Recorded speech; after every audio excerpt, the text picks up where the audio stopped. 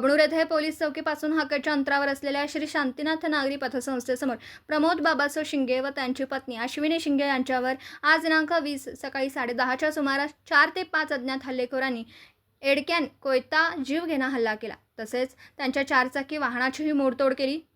या हल्ल्यात शिंगे हे गंभीर जखमी झाले। त्यांच्या उजव्या हाताचे एक बोट घटनास्थळी तुटून पडलं होतं। तसेच त्यांच्या पोटावर मानेवरही वार झाले, तर त्यांच्या पत्नीच्या हाताच्या पंजालाही इजा झाली आहे। शिंगे व त्यांची पत्नी अश्विनी शिंगे यांच्यावर आज दिनांक 20 सकाळी 10:30च्या सुमारास 4 ते 5 अज्ञात हल्लेखोरांनी एडक्याने कोयता जीवघेणा हल्ला केला। तसेच त्यांच्या चारचाकी वाहनाचीही मोडतोड केली। या हल्ल्यात शिंगे हे गंभीर जखमी झाले। त्यांच्या उजव्या हाताचा एक बोट घटनास्थळी तुटून पडला होता। त्यांच्या पोटावर मानेवरही वार झाले, तर त्यांच्या पत्नीच्या हाताच्या पंजालाही इजा झाली।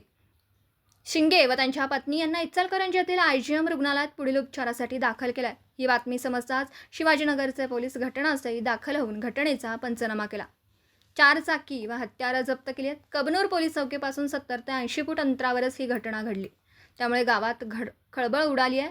शिंगे व त्यांच्या पत्नी कामानिमित्त ग्रामपंचायत कार्यालयात आले होते। काम आटोपून ते खाली येऊन कारमध्ये बसत असताना हा हल्ला झाला।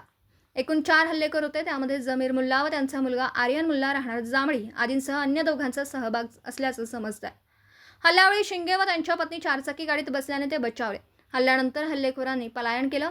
हल्ल्यामध्ये शिंगे त्यांच्या कारच्या मागील व पुढच्या बाजूच्या काचा हल्लेखोरांनी फोडल्यात, त्यामुळे कारचंही नुकसान झालं। तसेच घटनास्थळी 2 एडके पडले होते। हल्लेखोरांनी हल्ल्यासाठी नवीन एडके वापरले होते। हल्ल्याचं नेमकं कारण समजू शकलेलं नाही, तथापि पूर्व वैमनस्यातून हा हल्ला झाल्याची चर्चा घटनास्थळी सुरू होती।